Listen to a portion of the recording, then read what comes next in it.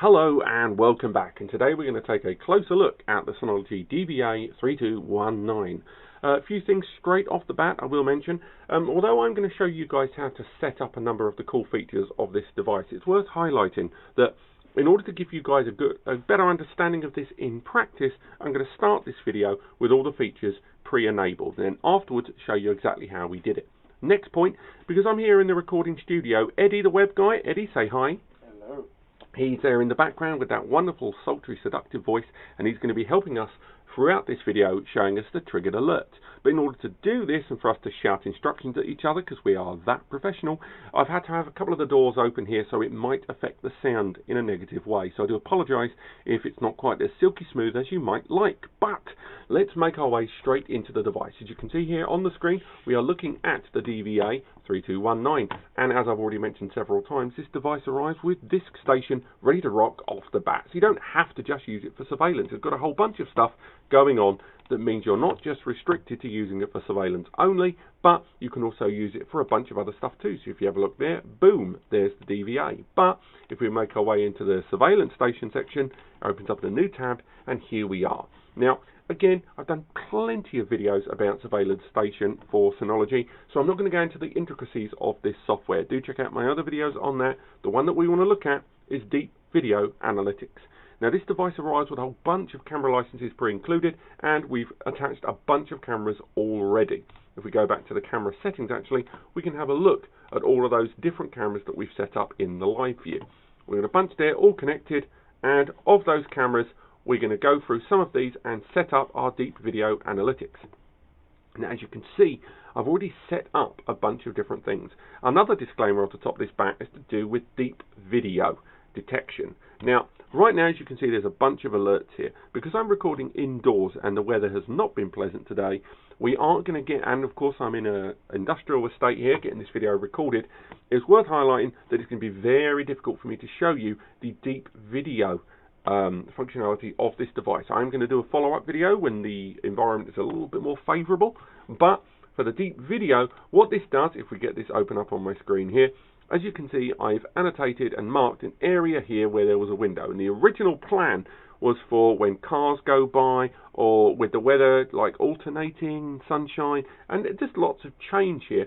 The hope was I'd have this camera running and it would not notice big changes. Unfortunately, that has not been the case in this video. So again, we are going to skip slightly over this feature and functionality, which I know is going to be annoying for a number of you that are buying a device like this because you've got stuff on your porch or at home or in the window, and there's tiny incremental changes by landscape or more that can affect that recording. I mean, again, we can go straight into the recorded events from earlier today.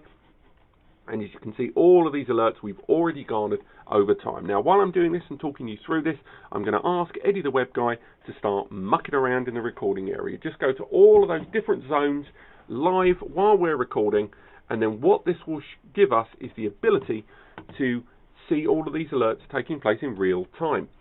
So, as we go through this, events are going to be detected. Now, what we've gone for the deep video one that I've discussed. Then we've got intrusion. Now, the intrusion the DVA is one that we've recorded here on the side. This is where we've selected an area that should not be crossed. And as you can see, as soon as Eddie has walked into this area that we've designated off limits, he has now triggered this alert. Now, this line, and again at the end of the video, I will talk through with you guys exactly how this is done. But as you can see straight away, him walking into that area will trigger an alert. Now, if we move forward, we can go into the no idle zone. Now, no idle zone is when you want an area that nothing is supposed to stand still, stay, or be left. And as you can see, because Eddie has stood on this area right here that we designated a no idle zone, it has now triggered another alert for us to say that he has crossed into that region that he shouldn't have gone for. Next, people counting. Now, people counting has been a little bit tough to track on this because people counting is generally designated for something that has to happen overhead. Now, there may be a slight performance dip while I'm doing this because I am using screen recording software. But as you can see, the door to the room that I'm in right now, every time Eddie walks in and out of it, it is triggering an alert. and each time it is counting these and letting us know how many times things have come in and out. And as you can see, when me and Eddie first entered this room and when Eddie walked out and walked back in, the alert numbers have changed. And those are like some of, I know these seem very, very simplistic, but the amount of effort that goes into these things is phenomenal. And this is genuinely a very, very rare functionality for a NAS surveillance device, and an NVR like this, to have. So if we look at some of these options, we can look at some of the more recent ones.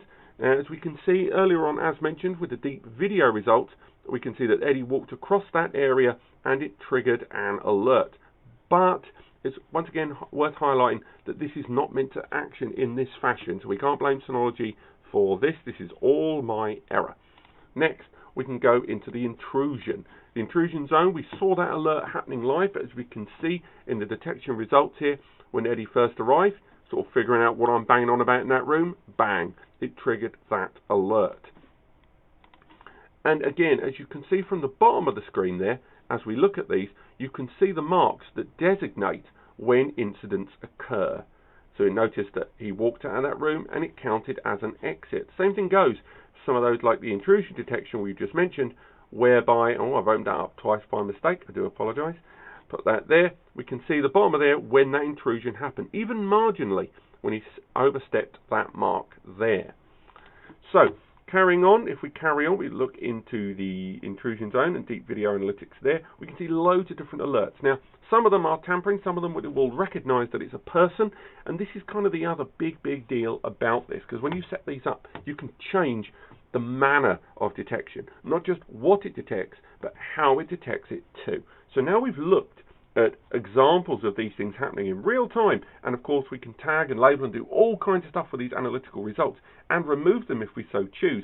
Let's look into just how easy it is to set these up.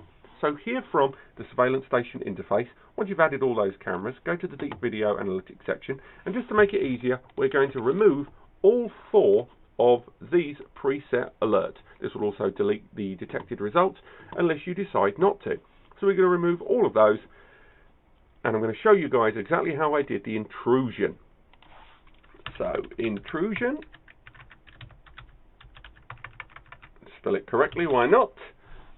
We'll select the camera. We're going to go for a dome camera that I have stationed quite high up, and we're going to go for that intrusion detection. At the bottom here, you can see exactly how you want them recorded. If you want longer results in the alerts, you can select, click next, and then you can trigger how intelligent you want the device to interpret those issues. So from that, we can click into apply, and from there, we can see that right now, we've already got someone coming through the intrusion zone. And as you can see here, we have someone walking through that intrusion zone, showing in real time. They probably didn't realise we were doing a video. So from here, what I'm going to do with this intrusion zone is I'm going to do a line over here, set this up, and then we're going to click save and preview. And then Eddie the web guy is going to show you this intrusion zone being broken in real time. So Eddie, make your way out there. There's a slight delay we're recording. I think there's a 6 or 7 second delay. And as you can see, it is tracked that he has broken into that intrusion zone. If Eddie comes back, he'll be able to see it happening again. Now, it's worth mentioning that it can be done bidirectionally or a single line of alert. So you can set it up that it only triggers if you cross one way to stop double false alarms. From here, we can move into another method of detection. We can look into, let's choose one for ourselves, the no idle zone. So if we go into no idle zone, we can then select the dome camera once again. Again, with here, you can say if you want certain things or people or a presentation, there's other categories too. Click apply. And now we can say, where is our no idle zone? Somewhere where we do not want a person or a thing to stand. So we're going to aim just in front of this desk. Let's have a look here. There's lots of workman tools. Someone's working very hard here, no doubt. And we're going to set that little alert box there. And as you can see, you can say exclusive or inclusive. So if someone steps out of that zone or into it. And from there, we can say how long they have to stay there for. So we're going to click preview. And Eddie the web guy is now going to stand over by that desk like an absolute vagabond. Now, it's worth mentioning that when you go through the different options, it will allow you to see the difference between a person being in an area or a thing. So right now Eddie is in that zone that he should not be in, and it's been there for the allotted 5 seconds, and boom, it is now triggered that he should not be in that area, and an alert would have been sent to me or anyone I've triggered with that device. We click save, and we carry on. Now, once again, the parameters, you can change different things. If it's a transport, for example, that obviously responds to a car or a van or something like that, and of course, minimum duration of seconds of how long a person stands somewhere before an alert. So we'll click save and come out of that, and go into another setting. And from here, we're going to look at people counting. Now, people counting is going to be tough, because people counting is done best when it's at head level, and neither one of these cameras, which are affixed, cannot be moved into a different position. But we're going to give it a try nevertheless. I'm also going to master the use of the caps lock. We click next, and from here, this is where things are a little trickier, because people counting needs to be far more precise. So from here is you have to kind of say where the head zone is going to be. So I'm going to say that the head zone is about here, and this is the door that Eddie the Web Guy has been walking through. We click here, and now we have to say where the entrance and the exit is, but he's going to be coming back and forth through this door. So we're going to say we want the entry point to be there, and we'll move the movement zone, and this is the counter line. This is kind of the barrier that a person is going to have to walk through in order to trigger that alert. So we've got the head zone, we've got the line of count, and we're going to let him go through this right now to allow him to count it. So we're going to let that preview take place and have a look. And there you go, Eddie, go through. Let's have a look here, see if it's going to count it. It's already counted your exit from earlier, so let's have a look. Carrying on. And boom, it's counted the second exit as well. So again, that is how easy it is to set up those different settings. Now from here, you can see that all the events and alerts that we've done so far have already started triggering. Now, it would be remiss of me not to highlight that deep motion detection, because that is a very interesting feature. And although we're not going to be able to get our the most out of this, we are still going to be able to take a good look at the setup of it. So from here, again, you can do smart tagging systems where it can identify different types of object, just like the others. And from here, this is where you would select an area where you need this very particular kind of deep motion, if you had leaves and trees and stuff like that moving. But unfortunately, it is just simply the case that this is not an environment to properly show you these assets.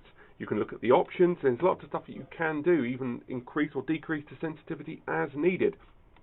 There's even environmental options, and you can change the sensitivity of those options, something that was previously not available in any other NVR surveillance-based NAS. But I'm going to wrap things up here. I hope you've enjoyed this look at the Deep Video Analytics enabled NAS, the DVA3219. We are going to be doing a few little things on this device while we've still got it. I've only got it here in the studio for another day or so. And we've already had a good look at that GPU card and more. But otherwise, thank you so much for watching. Don't forget to click like and subscribe, and buy your NAS from the guys at span.com. Have a lovely weekend. Cheerio.